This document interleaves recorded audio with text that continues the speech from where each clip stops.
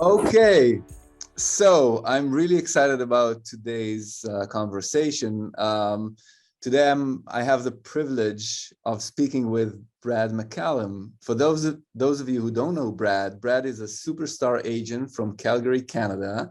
He is also one of my favorite people in the company, and one of the main reasons why we actually launched in Alberta, Canada, sooner than we anticipated. And as many of you may know, Brad has an amazing hair, but we can talk about that later. Brad, care to give an introduction of yourself very quickly? Okay. Uh, well, first off, Tamir, you're just one of my favorite people in general, no matter what company or affiliation. I just think you're a great guy and a big reason why I think someone like myself and so many others are attracted to what we've got going here at Real. Yeah, I've been an agent for 4 years, about 2.5 years full time. My business has really skyrocketed along with the brand that I've built for myself, which was all sort of a do-it-yourself shoot and create video and content to share on YouTube, Instagram, LinkedIn, those sorts of things. And as I created and got a little kind of refined my skills in that department, I was able to attract more sellers, creating a larger brand for myself in my local market. And that eventually led to me becoming sort of a luxury agent, being one of the top agents in the city, actually the top luxury agent in the city of over 5,000 agents, which is wild to me because, I no Rolodex, no high net worth individual friends or, deep links to any sort of network of people that would feed me leads or business. Basically all just built on the idea of trying to answer the question of what's in it for the client that works with me and really trying to do that really well. That's sort of me in a nutshell. Great, thank you. Um, so you mentioned that you got into real estate 4 years ago. What were you doing prior to that? So I had a renovation and design company. And so with that renovation and design company, I really enjoyed the design part, the creative part, where I could walk into someone's home and say, if we remove this wall and we did this or that, we could help you meet your goals for this space. And what I realized quickly was I enjoyed it, but once I actually made the sale and then had to do the work and organize all the trades and all the troops, that was the part where I felt like the wheels started to really bog down. And I didn't enjoy that part of it. Getting into real estate, the transition for me was I got to spend 85% of my time doing the stuff that I really loved. And then, of course, transitioning into the creation of marketing, video marketing, it allowed me to still be that creative aspect, but now to do it at a much more scalable level. Was that an easy decision to go from design to selling real estate, or was it a process? It wasn't an easy decision, Tamir. I had been at a bit of a crossroads in my life. My company had had it for about 15 years. And during that time, we had went through about 9 years of recession in my local market. So it was very, very difficult. And just our general mood in Calgary because of the local economy around oil and gas being really stifled, it put many people in a very dark and kind of gloomy place. And I found my business wasn't growing. I wasn't growing so much. I was feeling like I was stuck in the motions. I'd had a health scare, which actually led to me. I had a parotid gland tumor, which is a tumor in your salivary gland. It's actually something that Adam MC of the Beastie Boys passed away from. And so it was right around that time that I was feeling in my late 30s, like my life was just not kind of on track. My son was starting kindergarten. I was telling him to go to school. I didn't even have my high school education at the time. So in order to become a realtor, I had to go get my GED. I had to sort of phase out my real estate business. And in general, I was feeling a little bit lost in my life at that point, a little bit like I was potentially letting my family down because I couldn't see us getting closer to our goals when we were 55 or 60 years old.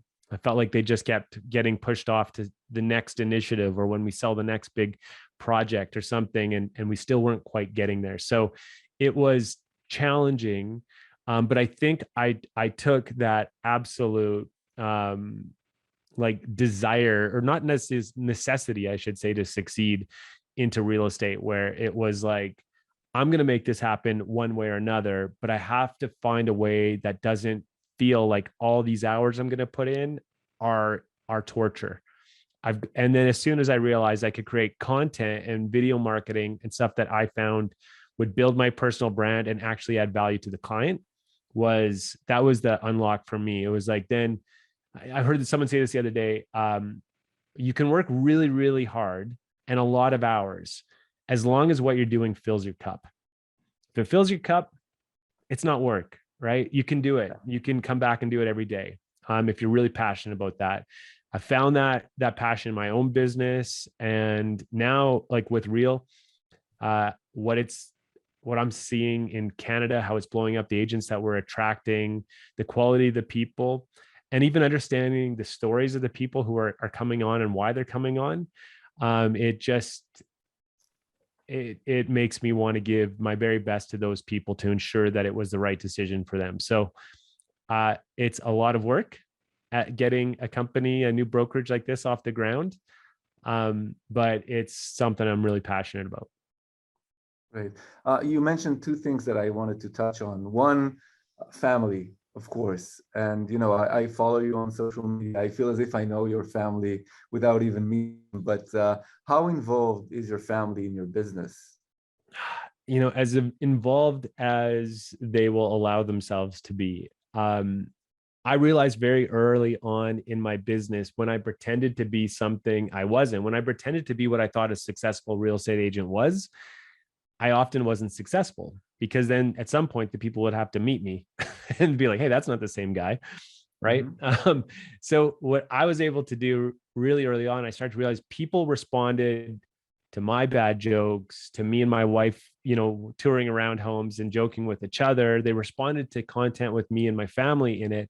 And I realized the unlock was for me to just be the most me I could possibly be. The people that didn't want to work with me, those people never called. The people that knew me, liked my family, and saw what we were trying to do, it was really hard to go with the other agent, because the other agent, they didn't know them. The other agent was offering a business plan. With me, they were like, okay, I got to say no to Brad and Tila and Lachlan and Avalon. That's way too much. That's what I don't want to break that little girl's heart, that little boy's heart. Right. So it ended up working out really good. But for us, it's also because there's a lot of time spent in creating the content and as being a real estate agent. And so I wanted my family to be involved in that process, so they understand A, what I'm doing, and B, I needed to have some of that time spent in my business with them around me, so I could even just not feel as though I was devoting too much time to some monetary goal, when really I know 15 years from now, the only thing my kids will have wanted, or I will have wanted, is just more time with my kids, And so I think it's that kind of balance of both. Got it. I also know, and you mentioned it, that you're helping a lot of people that are not your clients, outside of your clientele, agents that are looking for tips or ideas on how to succeed.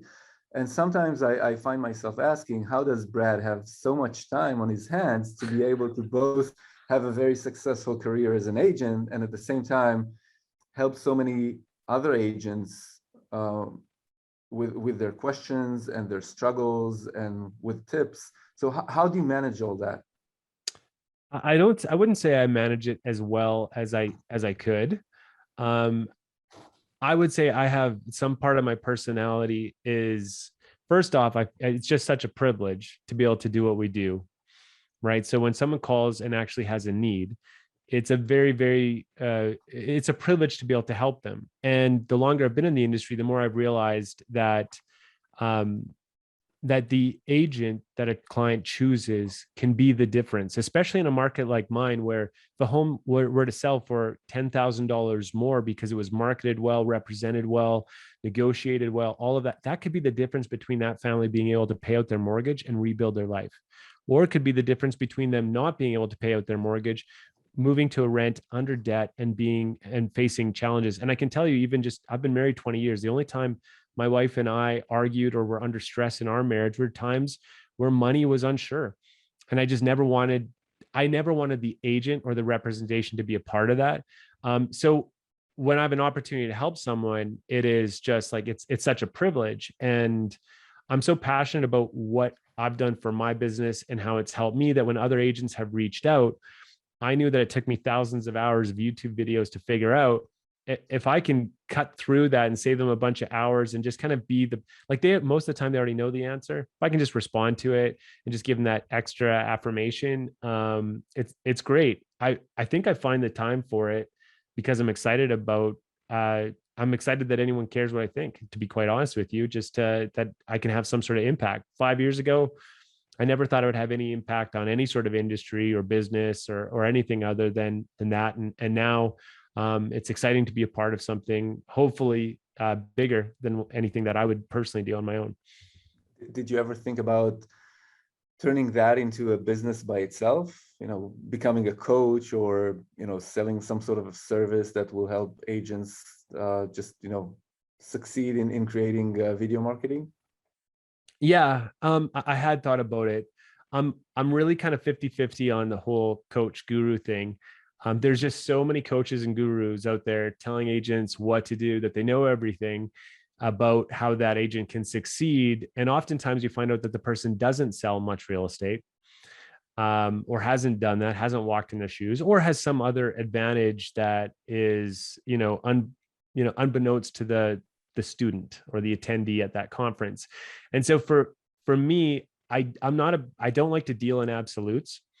I know what's worked for me. If you can gain some knowledge from listening to a podcast or something that I'm doing, or some conversation I'm having on Facebook or something like that, if you can take something from that and apply it to yourself, great.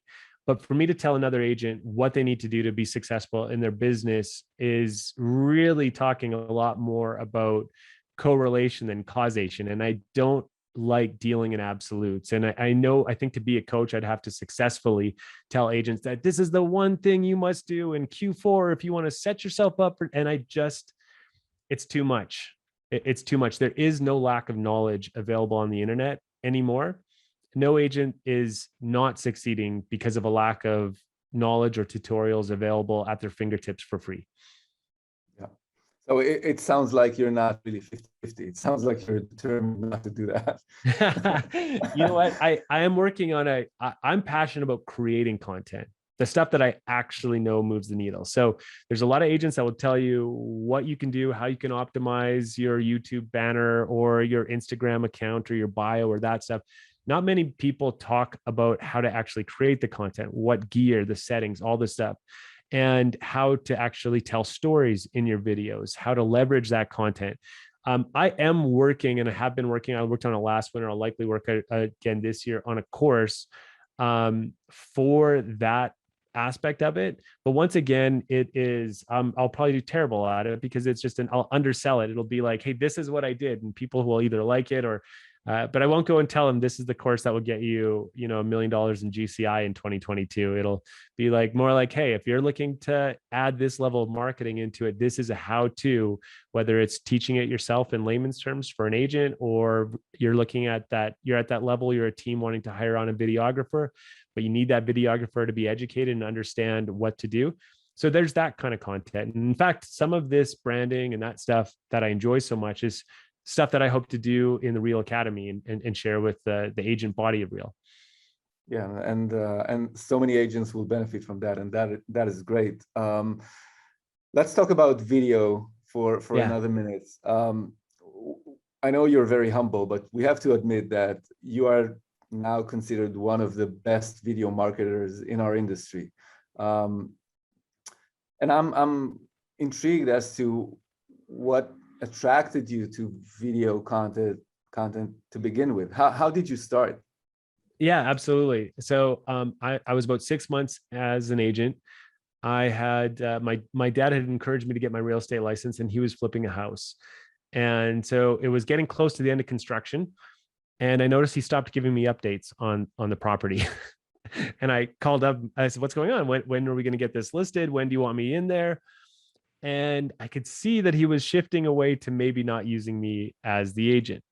And I was like, Dad, you cannot do this. Like, this will be detrimental to me and my family. Like, what will people think if my own father doesn't use me? And I'd already been successful. My first 6 months, I had sold maybe 7 or 8 properties in a really tough market and successfully marketed some, but I had not used video marketing yet. And so I had been watching some YouTube filmmakers, guys like a Peter McKinnon or a Matty Hapoya, not like a Martin Scorsese filmmaker, but guys who are making high quality videos, but just with their friends or of a little camping trip or something like that. And they were explaining how they were capturing this footage. And I'd been following it for a couple of months thinking this could be really cool for my real estate business. I could actually give the homes an advantage when it came time to selling, because only 40% of all the homes were actually selling in my market at that time. Agents were dialing back because there was such a low chance of getting a return on their investment from their marketing. And I thought, this is great. I don't have the business. I can dig in. I can pour into the marketing instead with my time, my sweat equity. And so as that date approached, I think I finally told my dad, look, you're giving me this listing or you're never going to see your grandkids again. I think I probably did say but I said, but in seriousness though, I will do some video marketing for this property. It's gonna absolutely be fantastic. And it was probably the only bold statement I've tried to really make in real estate, was to sell myself to my dad. Now, my dad said, sure. I ordered all my gear on Amazon. I had never held a gimbal, never had a really expensive camera, never did the video, never did the settings, any of that stuff. I got to a house at Thursday at 11 a.m. I left Friday morning at 1:30 a.m.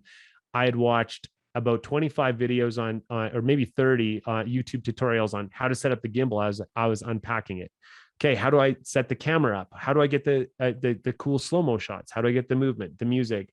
And I did a 24-hour crash course on the basics of it. And I'm still very proud of that video today. It responded by my market. All of a sudden, the people that I was uncomfortable in my sphere of influence saying or making posts on Facebook like, hey, you want to sell or buy a house?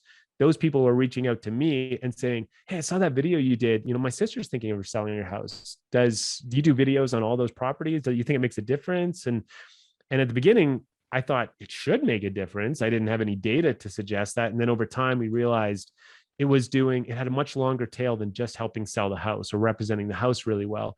It also helped attract other sellers in the neighborhood who were seeing people put in the work like us in our marketing side. It then also started to allow me to associate myself with really high quality marketing. And what I realized quickly is that if you can make a $400,000 house look like it's 500, you'll get an opportunity to list a $600,000 house because you'll make it look like it's $750,000, and up you go to where we are right now, where I've got 4 $2 to $3 million listings coming on in the next 3 weeks. Wow, that's amazing. Thanks. And I have to admit that I'm a huge fan, and being a competitive person, it's really difficult for me to admit that someone is doing something that I will never, ever be able to do. And your work with videos is something that I could have never gotten close to. So it's really, it's impressive. It's remarkable. I can understand why it resonates with people.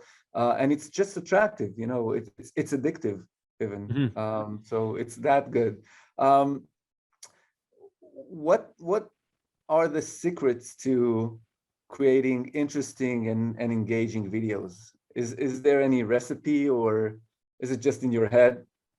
Well, I would say before I really believed that I was the guy, like my on-screen being on screen telling the story was the value. I thought it was more about the technical side, like getting really beautiful cinematography, really well edited, where it matches the music, it flows with the music.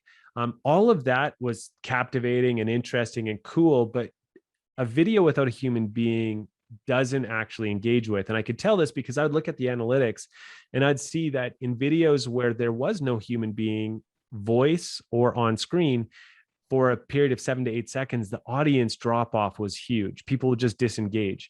It was just a moving slideshow. Like, yes, it was attractive, but it was just a moving slideshow. There was no reason, no one telling them why. So me coming on and being in the videos made it so it was just far more engaging for the user, right? That's what we respond to, is other people's faces. And if I smile, right? If I smile, you'll smile, right? That's a natural reaction. And then what buyers realized, or what sellers realized, is that they could tell me what they loved about their home. And the average agent can only capture that in a few paragraphs on the internet. just in the MLS description. And it's always the same adjectives and adverbs and everything used Yeah. to describe it. So people gloss over that, right? It's like an advertisement standing out in Times Square. Like, it's very hard. Right. And then the photography, right? 50 photos that are allowed on our MLS system. Boy, if the first, it doesn't matter if you've just put $40,000 into a gorgeous ensuite or $100,000 into your landscaping. If it's not in the first 8 photos, it can be dismissed. People are dismissing whole humans on Tinder in a split second. They're swiping the other way. Like, what are they going to do with your house? So that's why the video marketing for us, the sellers could tell me what they loved about their home.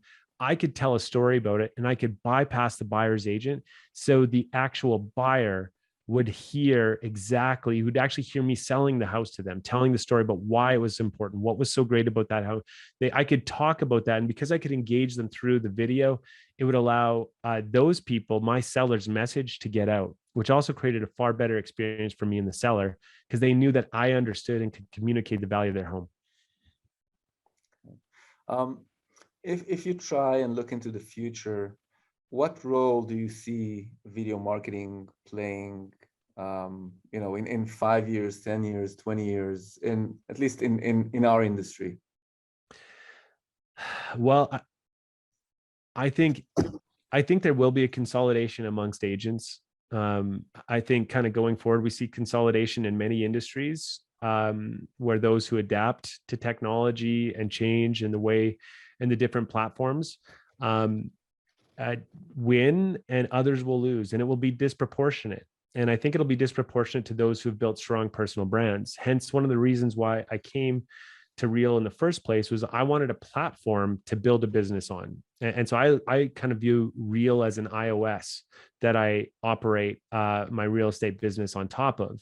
And so for me, I think 5 years from now, 10 years from now, agents are going to build strong personal brands and value propositions for clients. And they're just going to be so prevalent. Like, if you go back 20 years, none of us had an opportunity to have a voice for these sorts of platforms. You had to, get cast for a TV show.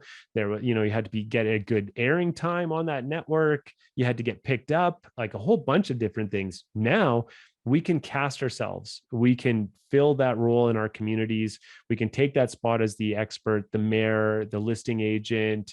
We can cast ourselves. And the technology is so available to us now with 4K on our phones, high quality cameras just in our pocket. We can actually create quality content very, very on a small level and become local and micro celebrities in our area. And that is a huge advantage when it comes to actually doing your work. So I look at it right now. I have a YouTube channel of 15,000 or almost 16,000 subscribers. At any point in time in a given year in Calgary, there is, about 5% of the population making a move, if not more, like homeowners. So, or maybe 10 or 20% of homeowners are making a move. So in my mind, if I can get to that point where I have 30 to 50,000 subscribers, I have a secondary MLS. And that is a massive, massive advantage, to think that everyone buying or selling a home in Calgary has watched my content.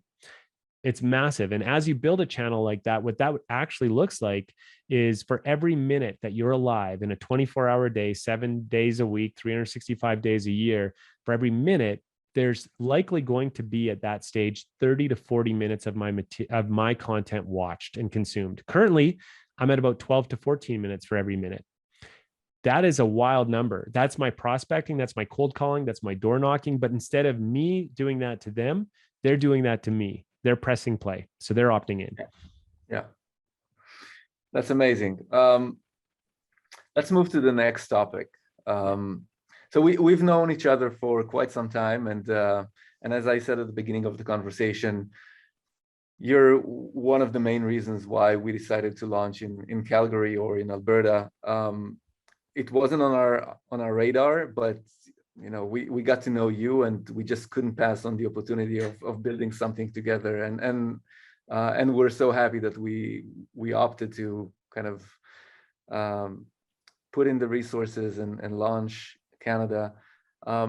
What made you excited about Real, and what do you see happening with Real in Canada in general? Well, okay, there's a whole bunch of reasons I'm excited about Real. I would say first off, our very first meeting, Tamir, I had felt always like there was a that agents did so much of the work of building a brand, of building a brokerage, so self-sacrificing with their time, and oftentimes not sharing in some of the opportunities or the profit that the companies make. And so seeing a platform like Real and what it could provide and how it could partner with agents, it was one big aspect of it. Seeing the focus on technology and using that to advance the industry while leaving the agent at the center of the deal, another massive thing that spoke to me. The ability to uh, build a stronger personal brand and have more differentiation in my market, something I used to be worried about, that maybe without a large brick and mortar's iconic a logo, that I would maybe lose on some of that brand recognition. But then I quickly realized that I was the value, just as my competition in my market, they're the value. Every one of us, right? And so I loved that side of it. I also realized that if I wanted to be a part of a company like this, I had to align with the values. I had to align with the people, and I wanted to be able. I will always take a bet on myself. If I can influence any sort of outcome, I'm more than happy to take a greater share of the risk, because I know I'll very least do the work on that side of it. And so up here in Canada, what I've realized now is we are disproportionately attracting the best agents from not just any other cloud-based brokerage, but from any brokerage in our city, in our market. I believe within 6 to 12 months, we will be likely one of the premier brokerages. We will have an agent count that other brokerages have not seen. But more importantly, the quality of the agents are so incredibly high. I think one of the first things that you told me, Tamir, and that I tried to convince you for months afterwards, was you said, Brad, we need the very best people. And I was just like, we are bringing the best people. And you're like, yeah, yeah. And I'm like, no, listen, these are the kind of people that I would walk away from the opportunity of Real to save face with these people. These are the kind of people that they're the best. I want to build the best brokerage, and I want to build it with them. And so Canada, and I think this is true about Real everywhere, right? We all have a burden of responsibility of growing this the right way. Especially in Canada, I think because it's a brand new market, I describe it to agents all the time. I'm like, this is a rocket ship. It's a rocket ship, 100%, without a doubt. But a rocket ship needs like two very, very important things to get to where it needs to go. It needs an perfect trajectory.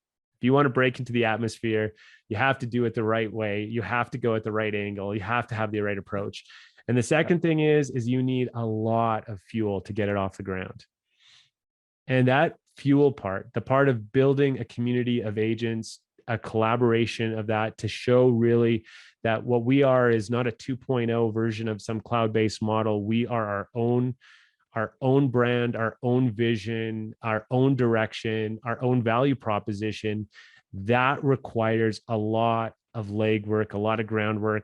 Everyone grab a paddle if we want to get to where we want to go. It's going to take some work. And that's the stuff that I'm so excited about. I never realized that what I've been doing up until this point has been connecting people, building something bigger than that I'm a part of, and being able to attach myself to, I think, the sort of the purest vision of what we're trying to do over here has become a mission of mine. Continue to serve my clients and my team, and to do something really special with Real. And what's amazing is that it's the people that are coming on are not the people I would have ever thought would have made a change, but they are people that are looking at this and saying they're following the people before the opportunity. They're following the people that are, because to them, Real or any of the other brokerages are just that. It's just a name, just stated core values. But because of the people and the values and the ethics and the history in the industry that they have, they're like, if you're going, I'm going. And the more of those people that come on, the more it gives me the assurance, gives me the confidence that I was never trying to sell anyone on anything. We were all kind of attaching ourselves to what we wanted to build. Um, Thanks. I mean, that's exciting and in many ways very, very true. And I love the analogy of a rocket ship. It's also a little bit scary, by the way. We have to admit. But we're coming up to the end of our time here. Would you mind sharing your biggest dream with us? uh, you know what? I think so much of I've never really allowed myself to look much more than 12 to 24 months out. And this is probably the first time in my life I have been thinking about that.